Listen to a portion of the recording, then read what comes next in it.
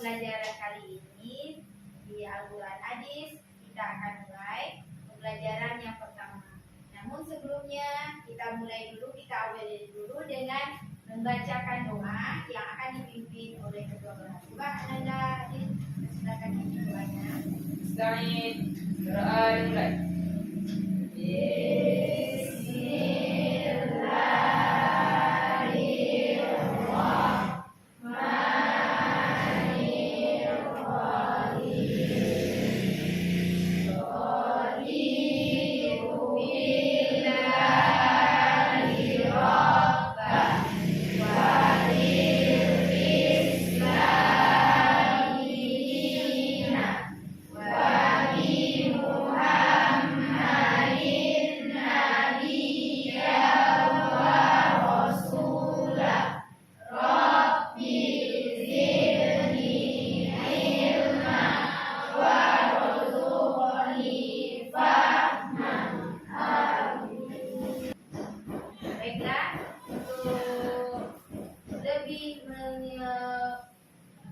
Kecintaan kita kepada tanah air dan rasa kebangsaan kita kepada Indonesia, marilah kita mulai dengan menyanyikan lagu Bagimu Negeri. Coba Ananda yang ngomong berdiri semuanya.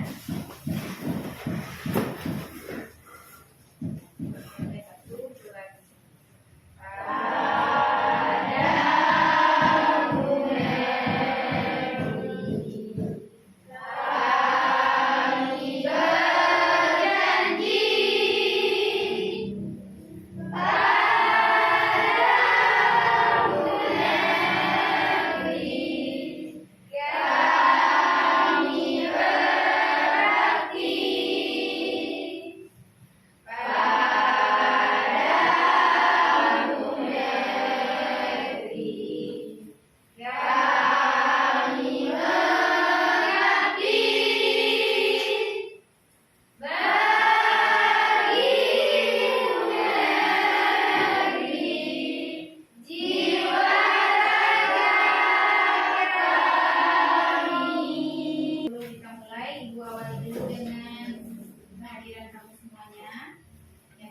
yaitu Adik Padu ada, Alia Afinisa ada, Asna Asira, Asifah Kolbi Leva, Asifah Aliwantianti.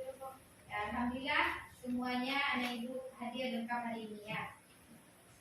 Baiklah, pembelajaran kita pada pertemuan kali ini yaitu tentang Al-Quran dan Hadis pedoman hidupku. Namun pada pertemuan yang pertama kita masuk tentang pengertian dan fungsi Al-Quran dalam Islam ya. Baiklah anak-anak, sebelum kita masuk materi pada hari ini, Ibu akan menyampaikan tujuan pembelajaran kita yang akan kita capai setelah pembelajaran nanti. Yang pertama, peserta didik dapat menerima kebenaran Al-Quran. Yang kedua, peserta didik dapat meyakini kebenaran isi Al-Quran. Yang ketiga, peserta didik dapat menampilkan sikap tanggung jawab dalam berperilaku sebagai implementasi tentang Al-Quran.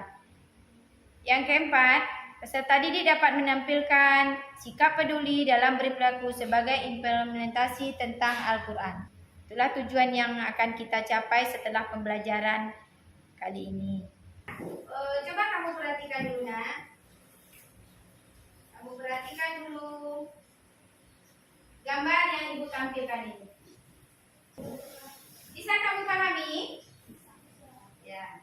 Jadi dari situ nampak apa yang pertama dapat kamu tangkap? Apa yang dapat kamu tangkap dari gambar yang pertama? Yang kedua? Ya, baik. Jadi coba kita semangat sekarang supaya dalam belajar kamu tetap rajin, tekun, dan memotivasi. Kita menyanyi yang ada hubungannya dengan Al-Quran untuk memotivasi Ananda semua. Yuk, kita nyanyi semua. Siapa senang hati baca Quran?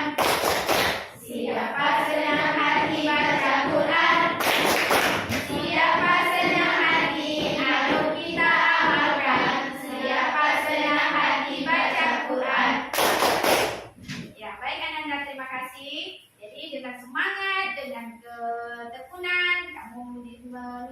di sekolah. Semoga apa yang kamu cita-citakan dan kita capai dan pembelajaran kita dapat tercapai sesuai dengan tujuan. Ya, baiklah, tadi kamu udah amati gambar ya.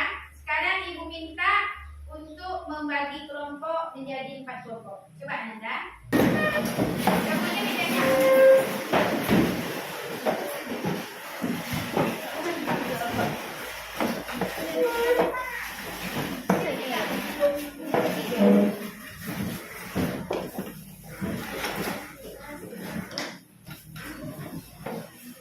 Ya, sebelum kita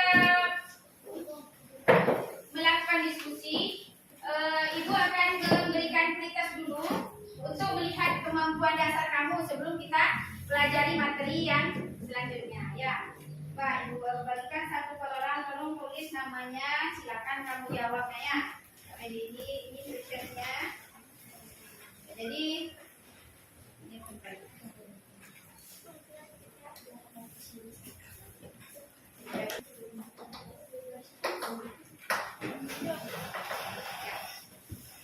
Perintahnya ya. Baiklah, tolong kamu kerjakan pretest yang telah Ibu bagikan lembarannya ya. Tulis nama kelas dan mata pelajaran yang kita pelajari hari ini. Tujuan pretest ini untuk melihat kemampuan dasar kamu sebelum kita masuk materi untuk hari ini.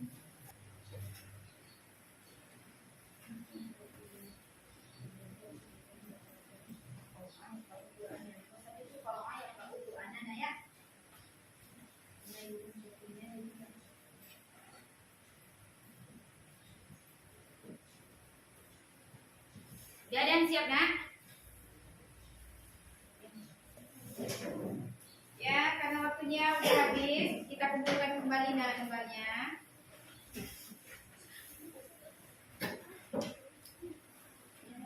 Ya, sesuai dengan tadi gambar yang kamu tampilkan ya Ibu, slide yang Ibu tampilkan tadi. Jadi di sana nampak ada orang membaca Al-Qur'an. Jadi yang materi kita di situ, apa itu Al-Qur'an dan bagaimana fungsi Al-Qur'an itu dalam kehidupan. Sekarang akan kamu jawab, kita diskusikan dengan kelompok yang telah kita bagikan tadi. Sekarang tugas kamu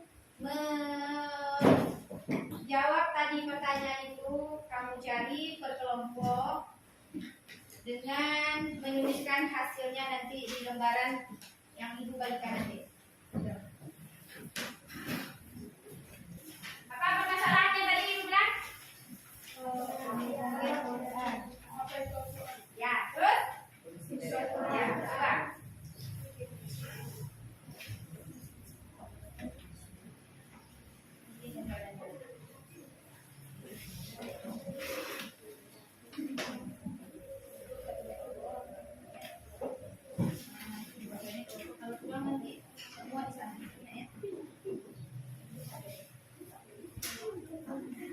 Ya, nanti kamu hasil diskusinya kamu tulis di lembaran LKPD yang telah dibagikan itu nak ya.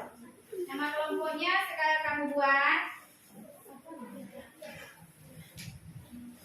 dan tulis itu apa permasalahannya tadi dari surat gambar yang Ibu sajikan. Hasil diskusinya dibuat di belakang itu nak ya. Tadi kita jawabannya baru jawaban ini B ya. Jawaban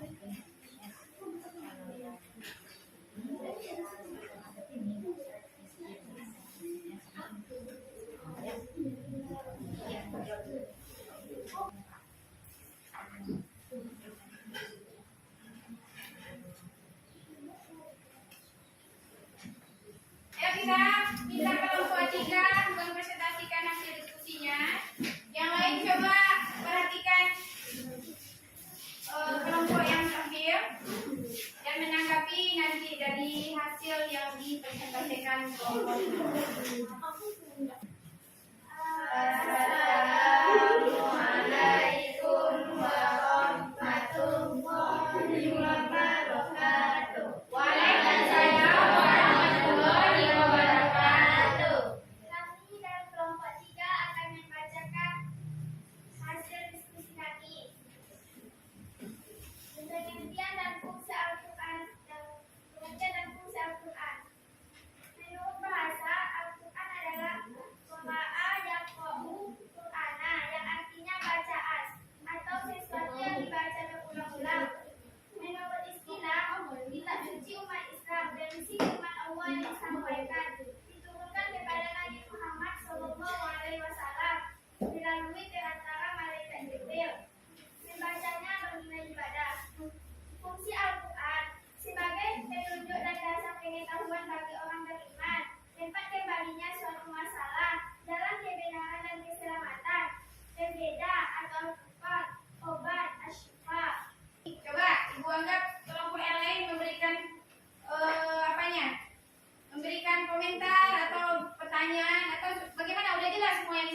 kelompok 3 tadi?